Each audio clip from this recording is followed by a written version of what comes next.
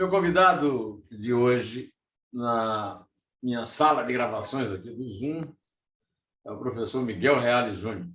Nome de jurista, tradição de jurista, nome de democrata, tradição de democrata. Meu top aqui faz parte daquele meu livro Neumann Entrevista, do meu blog. Já deu entrevista aqui, se eu não me engano, 2 vezes. Essa é a terceira. 3 Mas vezes, agora hoje é a quarta. Hein?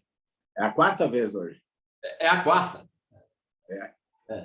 No meu quarto aqui, a quarta do quarto.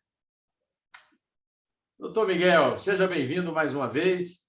A sua palavra está sendo esperada com muita ansiedade, não apenas por mim, pelos meus 3.230 inscritos, mas, desculpe, 323 mil inscritos, mas também por todos os brasileiros de boa vontade.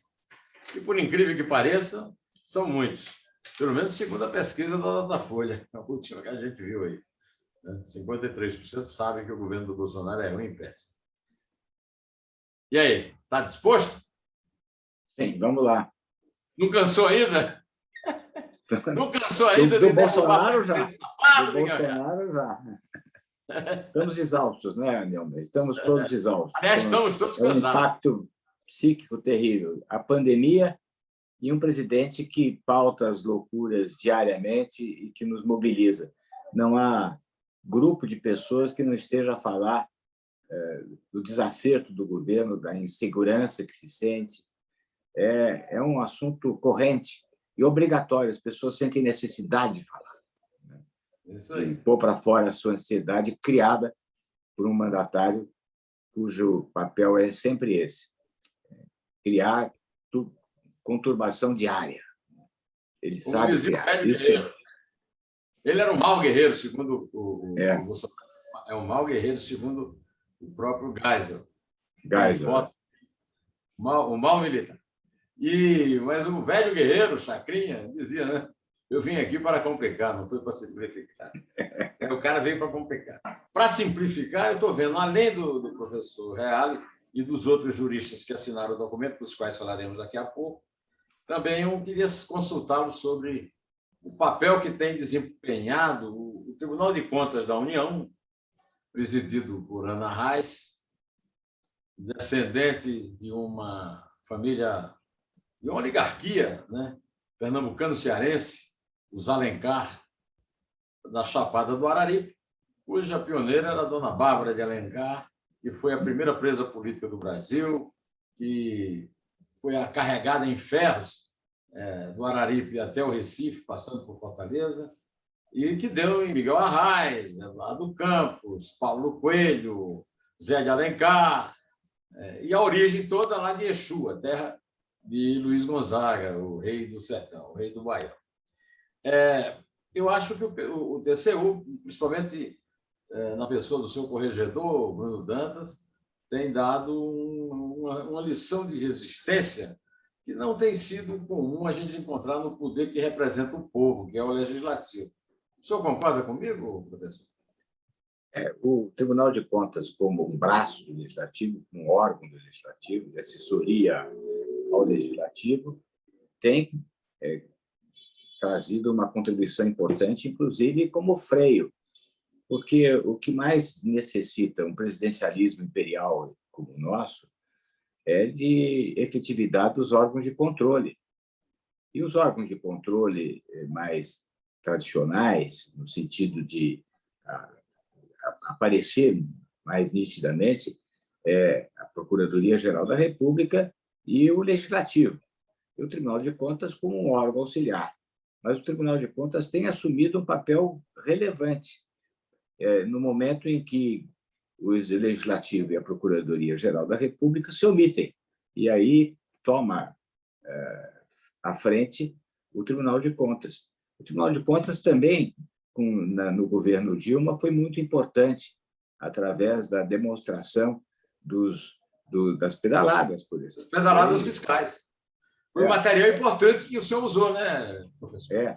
E foi o Tribunal de Contas, com o auditor, o José Marcelo, que trouxe elementos importantes, e agora o Tribunal de Contas freando gastos indevidos do governo, se manifestando contra, por exemplo, que depois foi confirmado pelo Supremo Tribunal Federal, contra a adoção de uma campanha publicitária no meio da pandemia que tinha como dístico "o Brasil não pode parar".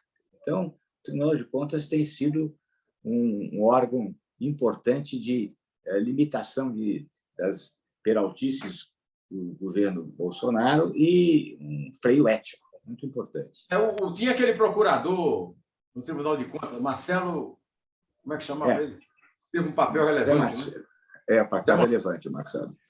Outro órgão do Legislativo que tem dado uma grande contribuição é exatamente a Comissão Parlamentar de Inquérito da Covid no Senado, que está substituindo o papel que deveriam ter as mesas da Câmara e do Senado. O que o senhor tem a falar sobre o papel da CPI nesse momento importante da política? Olha, a CPI desvendou a verdade que estava escondida por trás das atitudes do governo federal. Ou seja, a CPI, por exemplo, descobriu a existência de um ministério sombra, que é a fonte que ditava as decisões do governo no campo da saúde e do combate à pandemia. O fato agora, revelado ontem da Prevent Senior, é demonstrativo disso. É um grupo de assistência hospitalar que atende especialmente pessoas de idade, daí Prevent Senior, que foi mancomunada com o Ministério Sombra, fazer uma pesquisa, aliás, pesquisa essa não aprovada por comitê de ética e sem critérios científicos, mas uma pesquisa com o endereço certo. Era uma pesquisa para comprovar a eficácia da cloroquina. Não era uma pesquisa para verificar se a cloroquina era ou não era eficaz. Era uma pesquisa para comprovar que a cloroquina era eficaz. E ligada ao Ministério Sombra, aquela cientista Yamaguchi e outros, Osmar Terra e outros, dando respaldo. Ou seja, era uma pesquisa feita por essa entidade de assistência médica, a solicitação sob a orientação desse Ministério Sombra, que é o ministério que dizia o que interessava ao Bolsonaro, né? E o que se vê é algo tenebroso. São médicos forçados pela entidade a receituar a cloroquina e, ao mesmo tempo, para fazer isto sem comunicação, sem o cumprimento ético que está no Código de Ética do Conselho Regional de Medicina, do Conselho Nacional de Medicina, do Conselho Federal de Medicina, a obrigação de informar. Quer dizer, é um dos deveres mais importantes que surgem no novo Código de Ética do Conselho Federal de Medicina, o direito à informação veraz, a obrigação do médico de comunicar ao paciente a sua doença e o tratamento a que está sendo submetido, e o direito do paciente de dizer não ou sim ao tratamento que lhe é determinado pelo médico. Mas olha onde chega isto, como desrespeito mínimo à moral. O diretor médico determina aos seus colegas que não comuniquem às famílias e ao paciente qual o tratamento a que ele está sendo submetido e que ele está sendo objeto como cobaia de um experimento para comprovação de eficácia de um remédio. É tudo de uma violência antiética impressionante. E isto tudo compondo. Nós não sabíamos desse fato. Quando entregamos o parecer na segunda-feira, evidentemente, não sabíamos do fato que foi revelado ontem. mas que compõe, se adequa de forma perfeita àquilo que está dito no nosso parecer, ou seja, passava-se da ideia mestra de que havia que se combater a pandemia por via da imunização de rebanho, que só quando 60%, 70% da população tivesse contaminada que haveria a superação do vírus, a superação da pandemia, e que, portanto, medidas de precaução não deveriam ser adotadas, até porque seriam inúteis, porque o objetivo era que todos fossem contaminados para vencer, e todos contaminados daria a oportunidade de se tocarem adiante a economia, tanto que esse projeto de publicitário tinha como nome "O Brasil não pode parar". O Brasil não podia parar, tinha que tocar, porque mais importante que preservar a vida e a saúde era preservar a atividade econômica. Agora, isso não era para os bons olhos da atividade econômica só. Bolsonaro queria atividade econômica para que eventual redução da atividade econômica não caísse no seu colo e fosse eleitoralmente negativo. O interesse dele não era tocar a economia pelos bons olhos da economia, era tocar a economia porque ele não queria que reverberasse na sua pessoa eventuais consequências de uma paralisação da economia decorrente da necessidade de se evitar aglomeração, de não se realizar isolamento, de não haver redução das atividades essenciais, redução do número de empregados para estabelecer uma população no trabalho condizente com os cuidados. Ou seja, a prevalência que foi dada foi exclusivamente aos seus interesses eleitorais pessoais. Não, e também uma coisa, o senhor não pode esquecer, professor, a sua gana de matar. Eu quero, inclusive, o senhor... A sua indiferença, né? A sua indiferença às frases que foram selecionadas pela Faculdade de Saúde Pública e pela Conectas fizeram um levantamento de todas as manifestações ao longo da pandemia do Bolsonaro.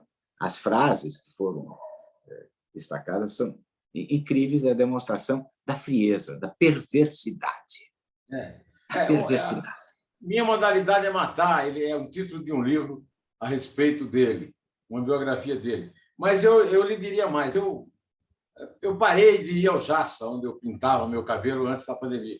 Lá, às vezes, eu encontrava o Silvio Santos. Se eu tivesse encontrado o Silvio, eu tinha sugerido para ele, sugerir ao genro dele, que substituísse esse "O Brasil não pode parar" pelo "Brasil não pode parar de enterrar". Né? O Brasil não pode parar de enterrar. E nós vamos pegar esse assunto lá no fim da entrevista, quando eu voltar a conversar sobre o Prevent Senior. Mas antes, eu queria lhe perguntar, professor Miguel Reale Júnior, foram vocês... eu vou ler aqui o nome do jurista: Miguel Reale Júnior, Silvia Steiner, Helena Regina Lobo da Costa e Alexandre Wunderlich, que escreveram esse documento primoroso. Esse documento está no site lá do Estadão, www.estadão.com. Ele está inteiro. Eu aconselho a leitura inteira, com toda a argumentação. Agora, o fim é simplesmente, para usar uma palavra do gosto do Bolsonaro, matador. O fim dele é matador. Foi vocês que ofereceram o documento ou a CPI pediu? Professor Miguel Reale Júnior, coordenador e líder do documento. Foi a CPI que pediu, e através de uma decisão em junho, ela constituiu o grupo de trabalho. Foi uma proposta do senador Alessandro Vieira para que fosse constituída a comissão, e, de início, eu não participava da comissão. A comissão era coordenada pelo professor Saulo de Carvalho e também por Davi Tangerino. Por questões pessoais, profissionais, eles não puderam continuar no trabalho, e, nesse instante, então, me convidaram para ser o coordenador.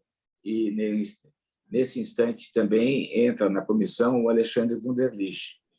Ficam, portanto, 4 membros da comissão: Helena Lobo da Costa, Silvia Steiner, Alexandre Wunderlich e eu, responsáveis pela pela elaboração desse trabalho, que constava de, primeiro, levantar os fatos, desnudar os fatos, especificar, tornar clara a conduta do governo federal ao longo da pandemia e, correspondentemente, realizar a adequação típica desses fatos, ou seja, a qualificação jurídica desses fatos. Foi um pedido da comissão, não foi algo voluntário, esponte própria, foi um pedido da comissão. Nós tivemos a assessoria também do Senado, a assessoria do Senado com o assessor do senador Alessandro Vieira, o Caio, e a assessoria do Senado também fazendo indicações, mandando material para nós. O link que foi nos enviado continha 10.000 documentos. E aí, o professor, o senhor ficou satisfeito com o trabalho deles? O senhor acha que a comissão é constituída por bons investigadores? Se o senhor estivesse dirigindo um inquérito penal na Justiça, os contrataria para colher os dados? O senhor está satisfeito com o trabalho Eu de acho colher?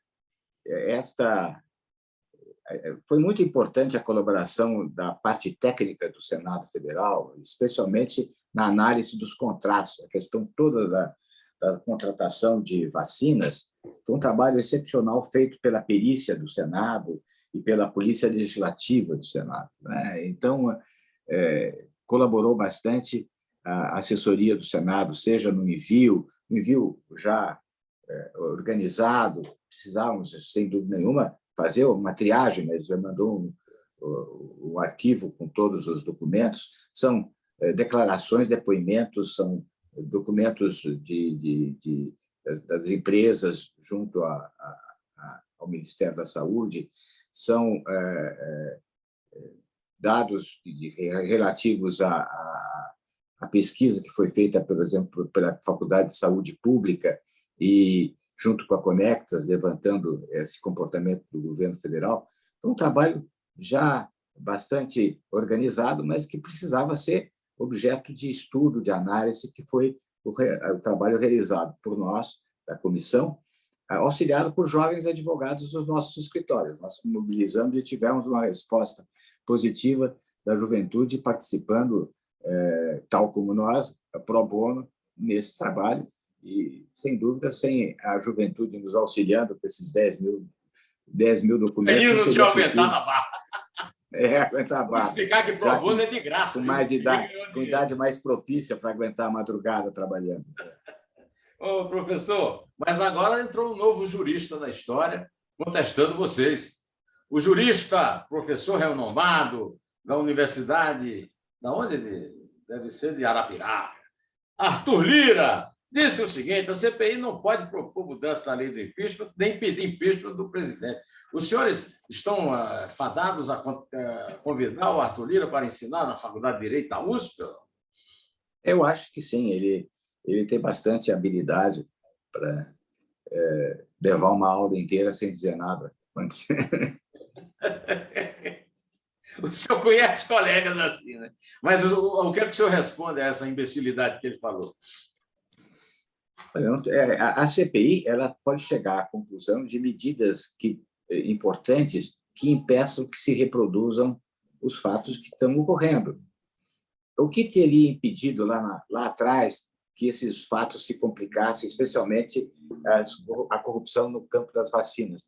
Havia vários pedidos de impeachment apresentados ao Arthur Lira e também antes até ao antigo presidente da Câmara dos Deputados. E é a constatação de que o presidencialismo imperial precisa de órgãos de controle eficientes. A Câmara dos Deputados deixa de ser um órgão de controle porque o Legislativo, hoje, mais do que fazer leis, tem uma tarefa muito mais importante, muito importante, que é de controle, de fiscalização do Executivo.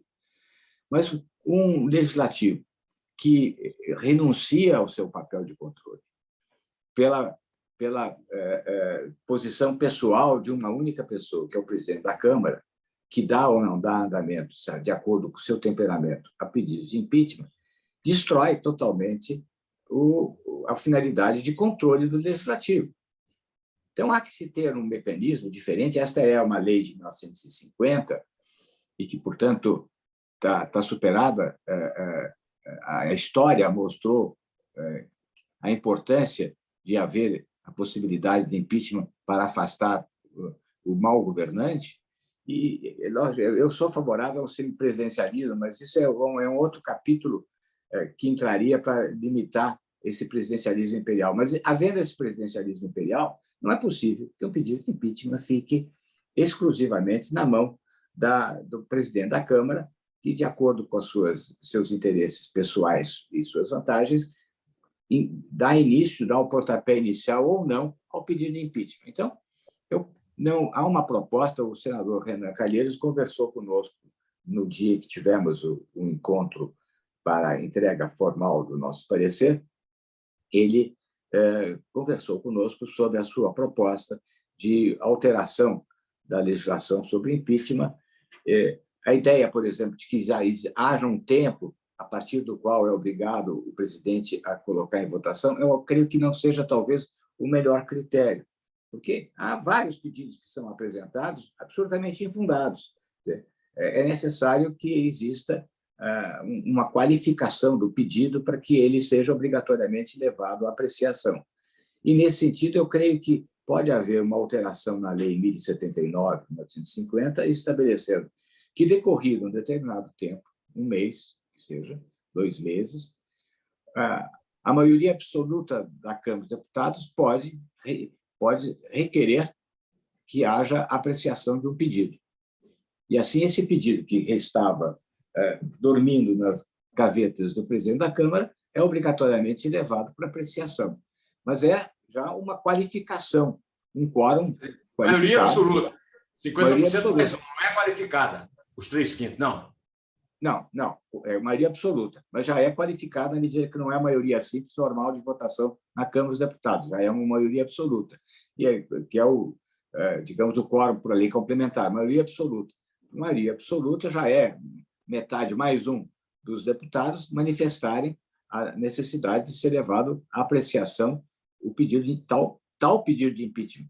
Então, não é um critério temporal, porque o critério temporal vai misturar pedidos convenientes e pedidos absolutamente descabidos.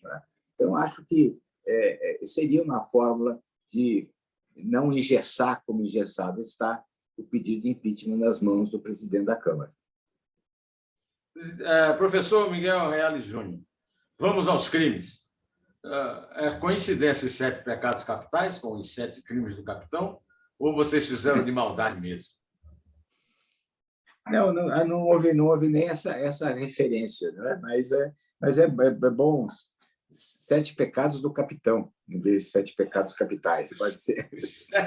Os 7 crimes do capitão, foi o título do meu comentário. Violação de garantias individuais. Quais são os fatos que vocês narram que o Bolsonaro violou garantias individuais? Ele conspirou contra a saúde e contra a vida. Seja nas suas posições pessoais, todos vão morrer. A morte vai vir mesmo, para 60%, 70% vão ser contaminados, muitos vão morrer. Eu não sou coveiro. E daí que tem esse número de mortos? Ou seja, uma absoluta indiferença, uma posição axiológica negativa, chocante, da frieza, da indiferença com a morte das pessoas.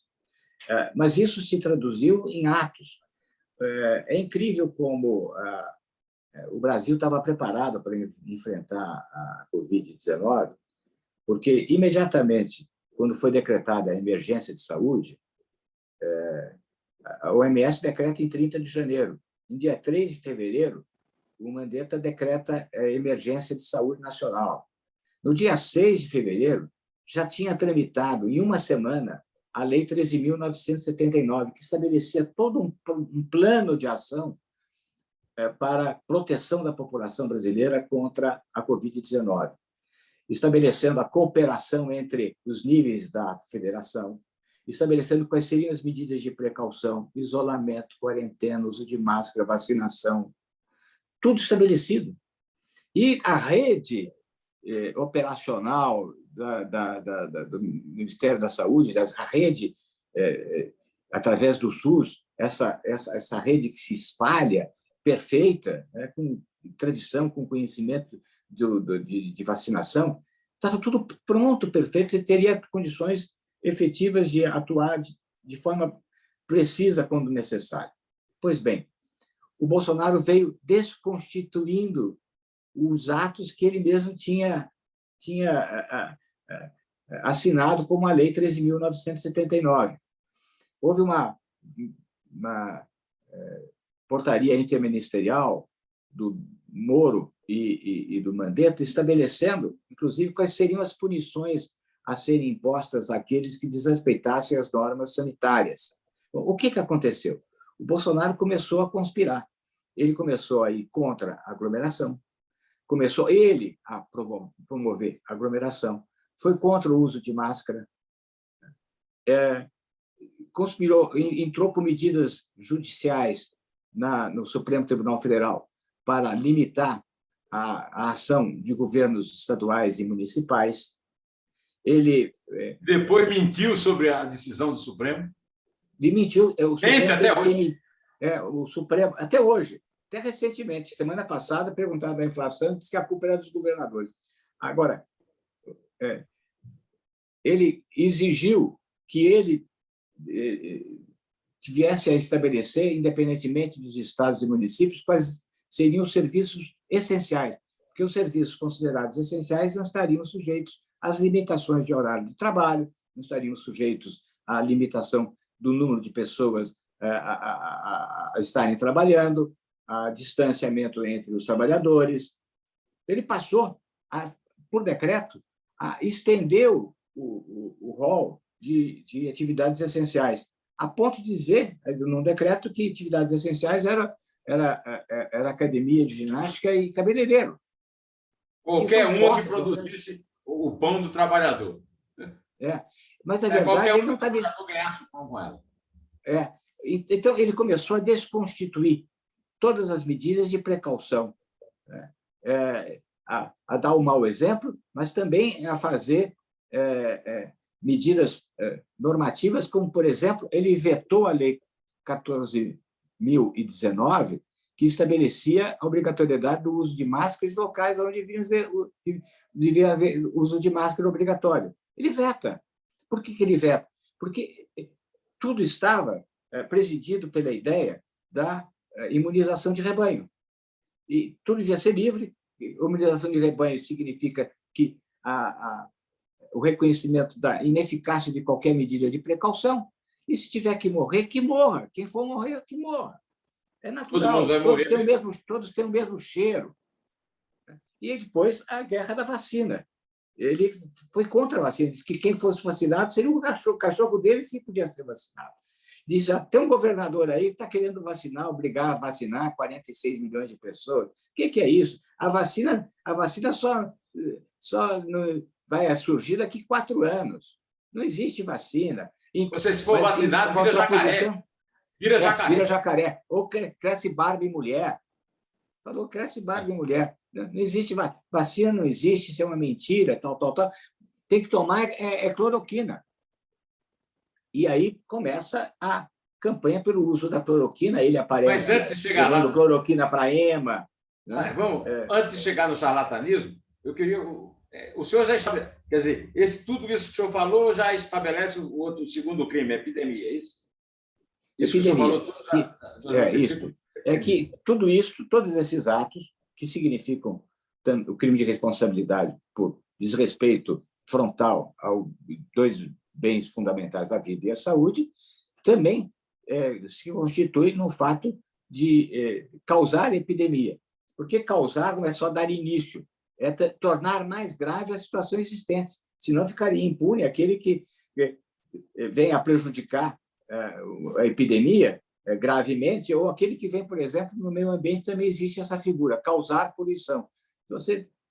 Uma pessoa encontra uma situação de poluição num rio de pequena monta, ele vai se sentir autorizado a poluir efetivamente o rio, porque seria indiferente, porque ele não causou. Não, causar é também aumentar, incrementar o perigo, o risco existente.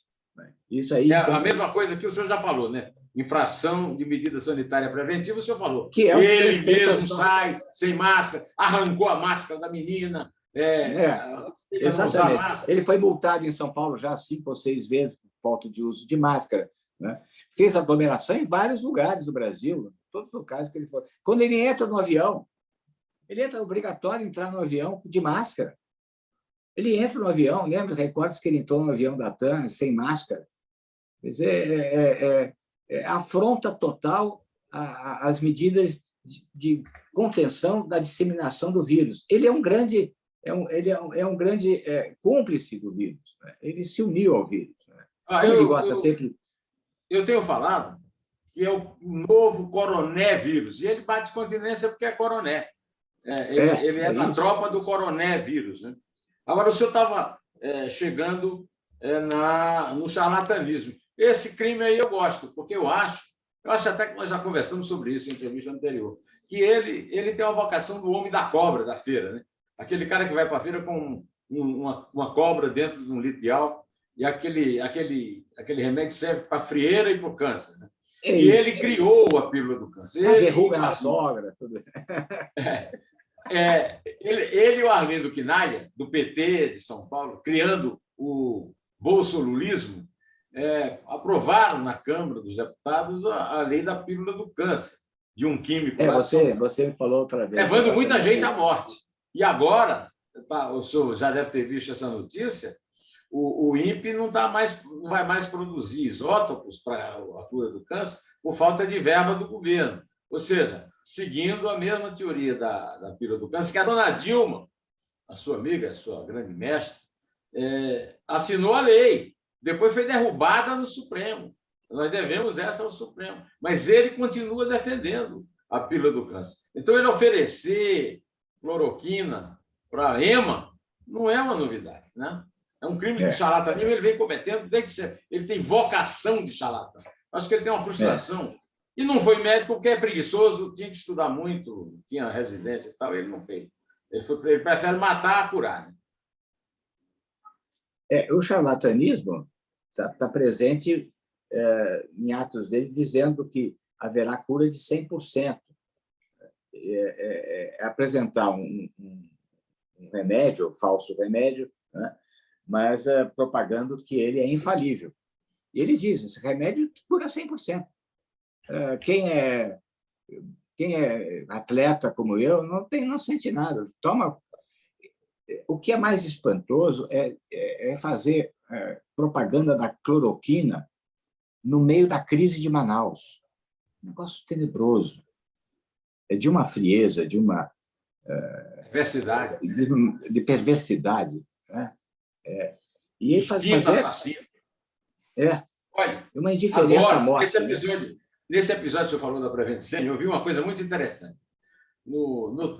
Na pesquisa falsa que eles fizeram, não comunicaram aos pesquisados, o médico lá, o chefe que fez a pesquisa, comunicou num documento que mandou para ele, que ele retuitou, que tinha havido 2 mortes.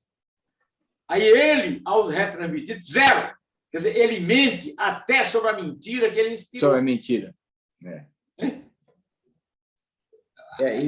O estudo resulta 2 mortes. Ele disse que era 0.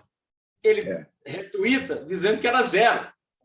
0 mortes. Obrigando os médicos a receituar a cloroquina, sob pena de serem punidos pela instituição. E os médicos receituavam e diziam para o paciente, não tome. Até para não tome. E descoberto que os médicos estavam receituando por escrito e desaconselhando verbalmente, eles eram punidos. Ou seja, para que fazer isso da cloroquina? Por que a cloroquina? Por que o tratamento precoce? Porque se tem um tratamento precoce... Por quê? Por que cloroquina? Por quê? Porque se tem a cloroquina, você tem uma segurança que você pode sair, trabalhar, fazer o que você quiser, porque você está protegido por um tratamento precoce. E a vacina é uma coisa que é uma coisa que não se sabe quando vai chegar. Ele tem uma frase dele que diz assim, fico querendo mandar a vacina. A vacina é uma experimentação, não se tem certeza nenhuma qual vai ser a consequência. Agora, a cloroquina é certo que ela protege.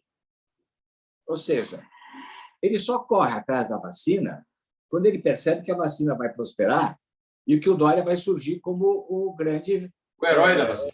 herói de trazer a vacina. Aí ele sai correndo atrás. Em janeiro de 2001, ele ainda diz isso, que a vacina... Para que essa pressa? Nesse mesmo mês, ele sai correndo atrás da vacina e manda um avião diz que o Brasil está curando, não sei o quê, um avião da Azul, buscar vacina na Índia para vacinar antes do Dória. O interesse dele não era nem economia e nem saúde. O interesse dele era eleitoral. Incitação ao crime. Conseguir pontos para si e tirar pontos de eventuais concorrentes. Incitação ao crime. Incitação ao crime é das coisas mais revoltantes. Você se recorda, Neumann, que ele fez numa live um incentivo, não, na Facebook, ele fez um incentivo a que as pessoas entrassem nos hospitais de campanha e filmassem, porque ele sabia que era mentira que os hospitais estavam lotados, os hospitais não estavam lotados, os leitos da UTI não estavam ocupados, e você pode ser a testemunha, ele dizia para os seus ouvintes, da farsa de os hospitais estarem cheios. Vá com o seu celular, faça um vídeo dentro dos hospitais, sem invasão de domicílio. Ele instiga as pessoas a praticar o crime de invasão de domicílio. Não existe nada mais privado do que um leito de hospital onde uma pessoa está lá sofrendo. UTI. UTI. Para ser filmado na UTI. Isso é um desrespeito profundo. E mais, causando ao mesmo tempo um perigo de vida. Por quê? Porque a pessoa que entra dentro do hospital, invade um hospital, sem as condições de higiene, ele vai estar transmitindo, ele vai colocando a si próprio em risco, ele vai estar... Lógico que as pessoas estão com Covid e ele vai entrar lá dentro do hospital, perigo de vida. Quer dizer, é incitamento à prática delituosa. Isso aí. Agora, um crime aqui que eu achei que é o grande sucesso da CPI é o famoso prevaricação, né? Que é a história dos irmãos Marinho, né? O deputado Luiz e o servidor Luiz Ricardo. Porque eles ficam dizendo o seguinte: nós nunca compramos essa vacina, não houve crime de corrupção. E não compraram a vacina porque o Luiz Ricardo não autorizou o pagamento, porque foi feita uma falsa invoice, né? Uma fatura, para pagar 200 e tantos milhões de reais a uma firma em Singapura, que não tinha nada a ver com o contrato. Isso foi denunciado a ele, né? E ele não tomou providência nenhuma, prevaricação na veia, não é isso, professor Real? É isso, porque, inclusive, existe, e isso está reproduzido por foto no nosso parecer, a comunicação do deputado Miranda com o oficial de gabinete, Maria Miranda, desculpa. o ajudante de ordens dele, marcando horário, estabelecendo a confirmação do encontro no Palácio do Alvorada no sábado, em que houve a descrição do que ocorria no Ministério da Saúde, e o presidente deixa de tomar as medidas obrigatórias para o presidente da República diante do conhecimento de que existia uma falsidade na contratação que estava sendo feita pelo Ministério da Saúde, e ele deixa de tomar medida e expressa que isso é difícil porque ele vai mexer com o Ricardo Barros, que era o líder do governo na Câmara dos Deputados. Portanto, ele deixa de cumprir o seu ato de ofício obrigatório, né, em razão de um sentimento de um interesse pessoal. Aí foi divulgado, só foi divulgado porque foi para a CPI, e ao ser divulgado, o Onyx Lorenzoni vai correndo para a televisão para dizer que o Luiz Miranda tinha falsificado, desculpe, não é Marinha Miranda, que o Luiz Ricardo Miranda tinha falsificado o recibo, quando, na verdade, agora se sabe que foi falsificado na Precisa, né, que inclusive a Precisa está sofrendo busca e apreensão exatamente por causa dessa falsificação, denunciada pela Biotech, né, ao romper contrato com eles, e o Onyx Lorenzoni ameaça os dois, o deputado e o irmão, principalmente o irmão, porque é servidor, ameaça de tudo e depois não é cobrado de nada. Não é cobrado de nada, ao contrário, ganhou um Ministério do Trabalho, verba da Prefeitura. Pelo amor de Deus, está aí e não aparece. Hoje mesmo no Twitter está aí, cheio de tweets do senhor Onix Horizonte, que já devia ter ido embora para o Rio Grande do Sul, se esconder por tanta besteira que disse naquele dia. Ele entra também no relatório da Não, nós, nessa questão, nós sugerimos que as investigações sejam complementadas, porque aí realmente precisa fazer um levantamento pela Polícia Federal, pelo Ministério Público Federal. Nós anunciamos que existe um estelionato. Havia um estelionato que é praticado por meio de falsidades. O crime de falso é o crime meio do crime fim, estelionato. Um estelionato contra a administração pública. Porque chegou a ser assinado esse contrato com a verba empenhada, só não houve a consolidação do prejuízo por causa da denúncia dos irmãos Miranda.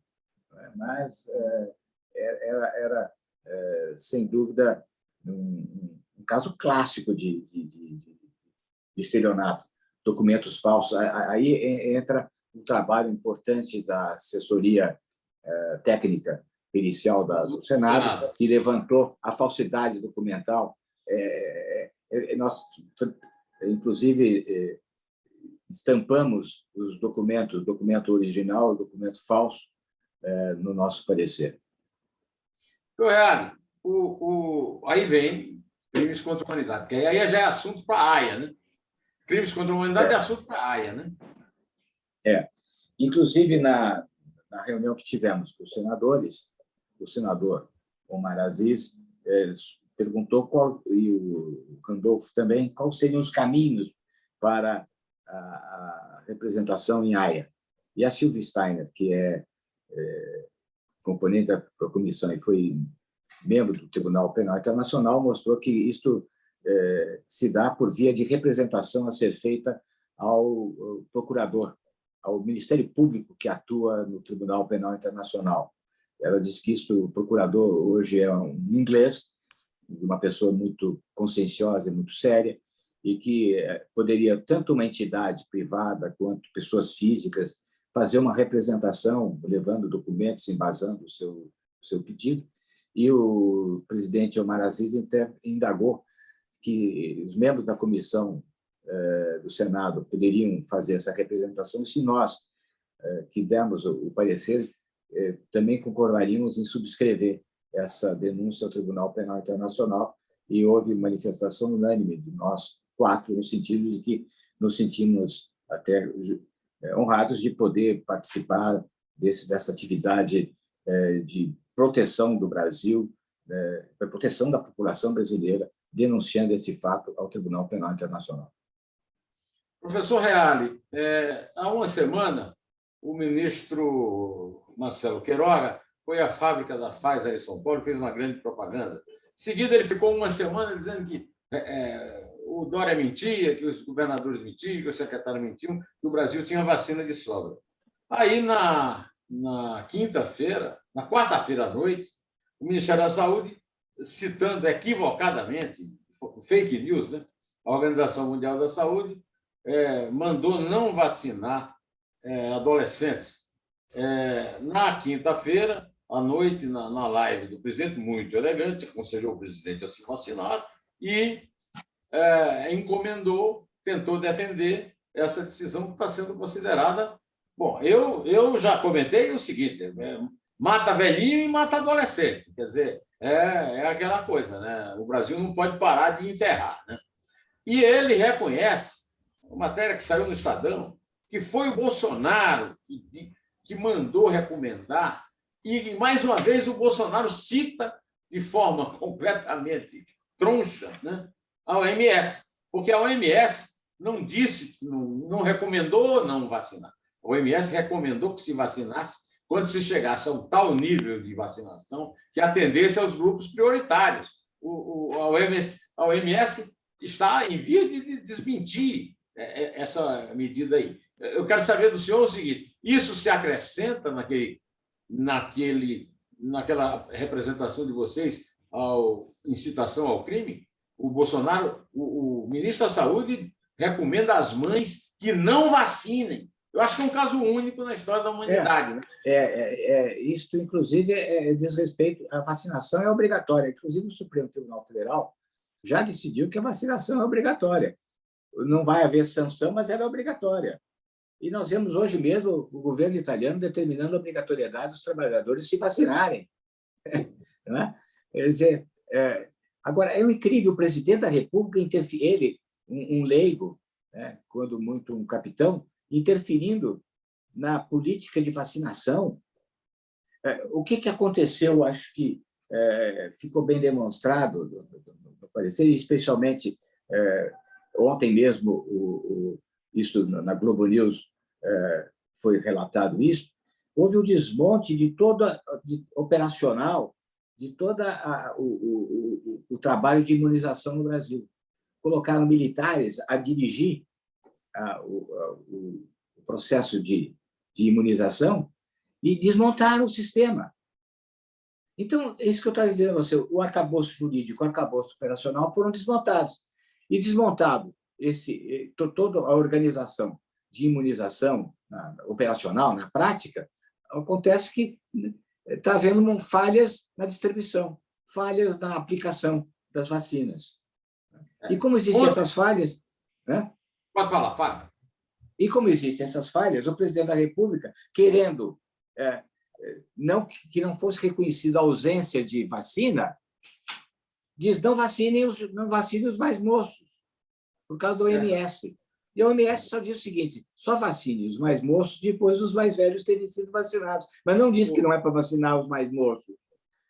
Então, ele quer proibir os mais moços serem vacinados, porque assim sobra vacina, e não vem à tona a ausência, a falta de vacina por incúria. Né? O que eu queria interromper era para dizer para o senhor o seguinte, ele está retomando a tal do isolamento vertical, defendido pelo Osmar Terra. É isso. Agora. Ele está retomando a coisa que ele vem sempre. Ele tá de novo na pílula do câncer. Mas, nesta quinta-feira, eu vi uma entrevista muito boa de um colega seu, o doutor Gonçalo Versina, que eu gosto muito. Aliás, o senhor é medalha de ouro aqui, ele é medalha de prata. Ele estava dando uma entrevista, aí o colega meu, o Otávio, pergunta para ele, mas olha, essa militarização do Ministério da Saúde... Não, a militarização faz parte. O que há lá no Ministério da Saúde é uma idiotização. Agora, isso eu só queria lembrar ao senhor, que é a prática do bolsonarismo. É desmontar, não é montar nada, é demolir. Só rindo mesmo, porque a tragédia de tal grandeza, né, que nós ficamos espantados, sem reação quase. Eu digo, quando a possibilidade de ter tido contato com toda essa documentação eram fatos sabidos, mas nós não tínhamos uma visão do conjunto. O parecer permitiu você fazer uma união de todos os fatos para ter essa visão global do que foi a luta contra a pandemia no Brasil. E havia uma ilusão. É um filme de terror. E havia uma ilusão que era negacionismo, que era uma coisa ideológica. Se falava em ideologia, pelo amor de Deus, é negacionismo. Isso ficou provado, aliás, no caso dos irmãos Miranda. Ali ficou provado que eles não queriam a Pfizer porque a Pfizer não pagava propina. E a ideia deles era $1. A rapidez com que foram feitos os seus contratos. O contrato da Precisa, com que rapidez o contrato foi feito. Enquanto que se demora 3 meses para responder à Pfizer, em 1 mês e pouco, se faz o contrato, que era intermediado pela Precisa para vender uma vacina não aprovada. Quer dizer, intermediado e adulterado.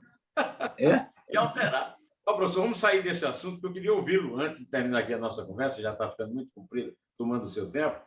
Olha, o senhor agora está acompanhando o furor reformista legislatório do seu novo professor, doutor Arthur Lira, um código eleitoral com 900 artigos, sem urgência e sem relevância, acaba de ser aprovado na Câmara dos Deputados, e a nossa esperança é que o Senado derrube, mas eu também não conto muito com isso, não. Né? O senhor está acompanhando isso aí, esse noticiário? Acompanhei em parte. É muito difícil, no meio desse trabalho todo, estar acompanhando. Acompanhei em parte esse trabalho do Código Eleitoral. Não me responda.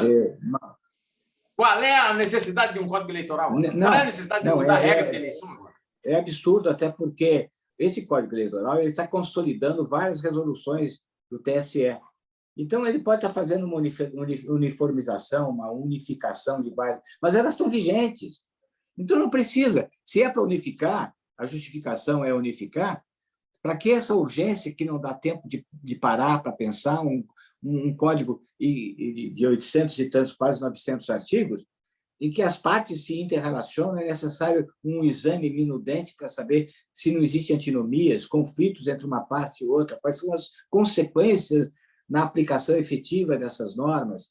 Normas também, por outro lado, que retiram muito o caráter fiscalizador e ético do Tribunal Superior Eleitoral, viabilizando a prestação sumária de contas e não uma prestação minudente de contas dos partidos e dos candidatos. Ou seja, para que isso, na última hora? É impossível o Senado apreciar um código dessa grandeza, por 900 artigos.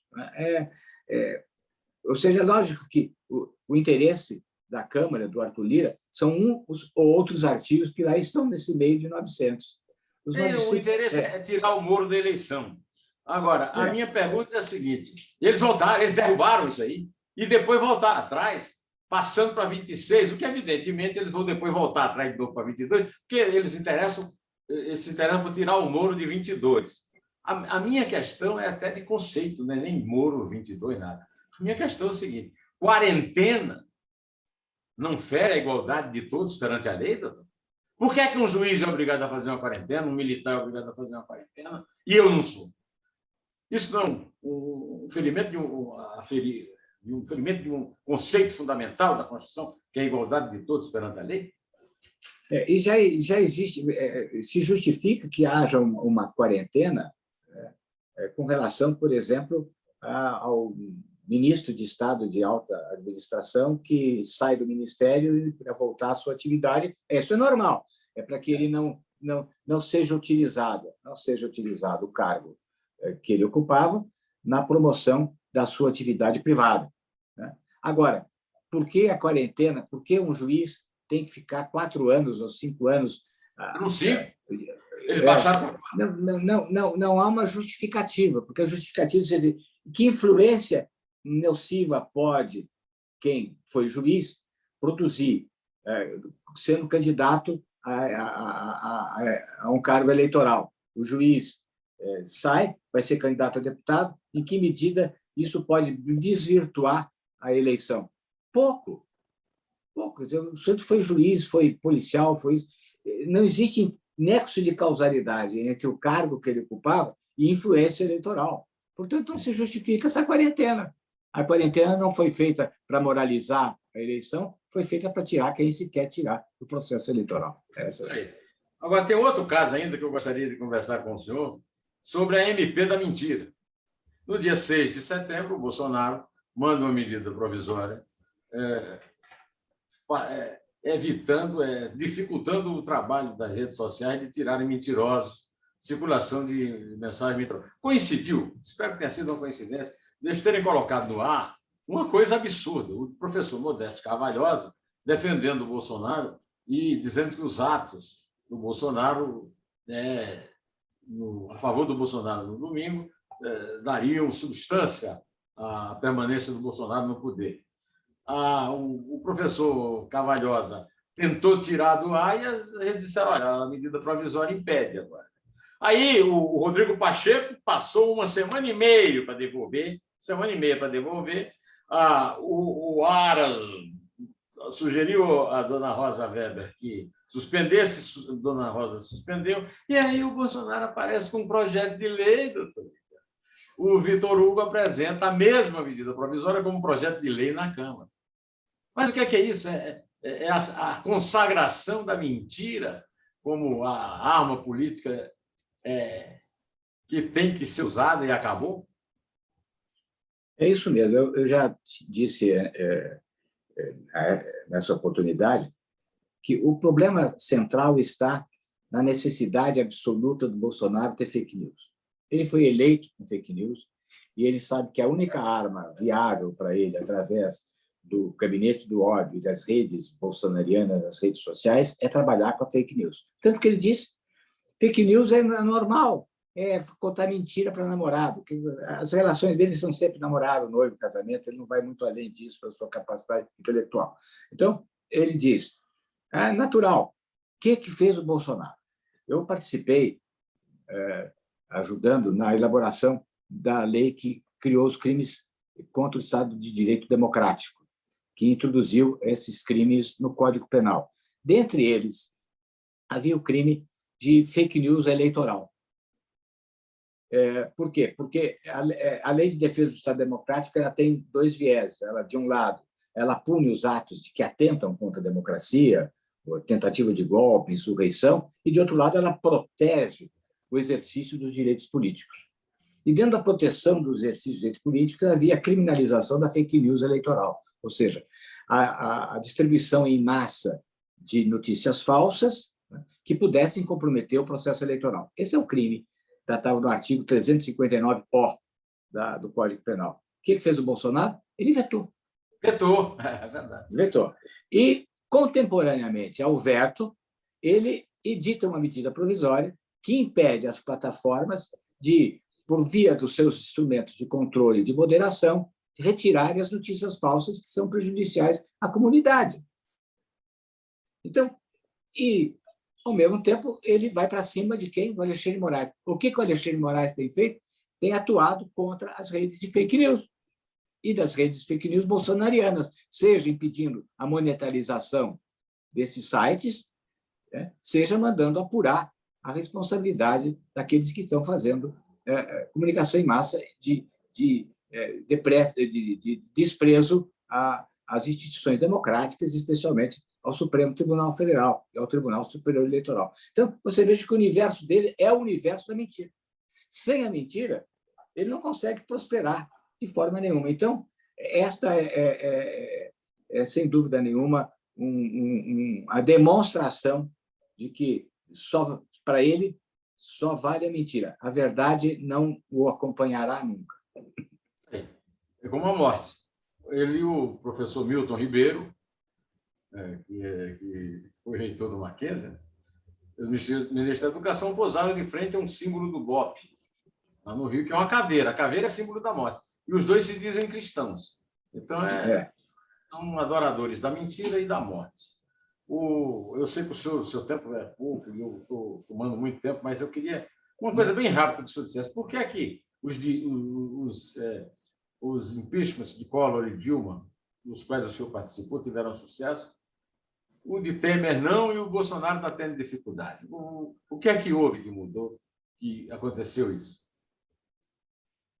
Temer... É muito mais grave o de Bolsonaro, mas é que o Bolsonaro vendeu a alma para o Centrão, né? E o Centrão abandonou o Collor, o Centrão abandonou a Dilma, né? O Centrão pode abandonar o Bolsonaro. Mas não abandonou o Temer. Não abandonou o Temer. Até porque aquela era o Temer sabia, como 3 vezes presidente da Câmara, estabelecer relações, conversas e tal, e veio aquela proposta de criminalização de crime comum contra o Temer pelo Janot, num momento muito estranho, né? Nas vésperas da votação da reforma da Previdência. Eu fico sempre perguntando. E depois, quando havia necessidade de continuar investigações para apurar a efetividade da prática desse crime e qual era o destino daquela mala de dinheiro. Ele precipita a acusação. Mas o Bolsonaro, o problema ele ter eventual apoio ainda do Lira e do Centrão, é saber até quando interessa ao Centrão e aos deputados todos do Centrão carregar esse caixão sem alça. No momento que eles perceberem, e já está percebido, pesquisa do Datafolha, o decréscimo e que é inexorável, que vai aumentar ainda mais a rejeição, no momento que eles perceberem que dá respaldo ao Bolsonaro, repercute negativamente na sua reeleição, eles abandonam o Bolsonaro. Eles podem estar ao lado do Bolsonaro para tirar algum proveito, cargos, indicações, vantagens e tal, mas os deputados eles têm um único grande interesse desde o primeiro dia que eles entram na Câmara dos Deputados, é se reelegerem. E no dia que eles perceberem que continuar dando respaldo para um homem que está em descrédito tão crescente na sociedade brasileira, eles tiram esse apoio. Mas aí tem outro obstáculo, o doutor Augusto Aras. Aí é outra questão, o Augusto Aras, né, que espantosamente, faz uma manifestação, depois da manifestação do Fux, de que o que o presidente tinha feito era crime de responsabilidade, ele se deu ao gosto intelectual de fazer uma peroração, dizendo que ele via uma manifestação cívica a ser festejada em 7 de setembro. É possível? É possível olhar em 7 de setembro uma manifestação física e fechar os ouvidos ao que o presidente disse contra as instituições e contra a casa na qual ele estava falando? É possível que você tenha um presidente do STF que dê a palavra a alguém depois que você falou? Mas que presidente do STF é esse? Ele não devia falar. Em qualquer lugar. Ele é o último que fala e mais uma coisa, ele fala em contraposição ao presidente do Supremo. Para elogiar a manifestação de 7 de setembro como uma manifestação de demonstração de civismo no Brasil, para ser festejado. Mas tenha santa paciência. É um assinte, né? Eu vou lhe dizer mais um tenha santa paciência. Lula elegia. Pelo amor de Deus. Doutor Miguel, fale. Muito bem.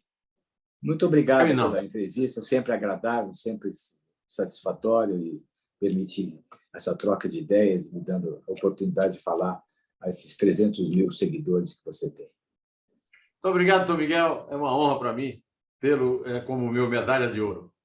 E vamos continuar aqui nessa nossa batalha. Okay. Grande abraço. Grande abraço. Tudo de bom. Obrigado. Até logo.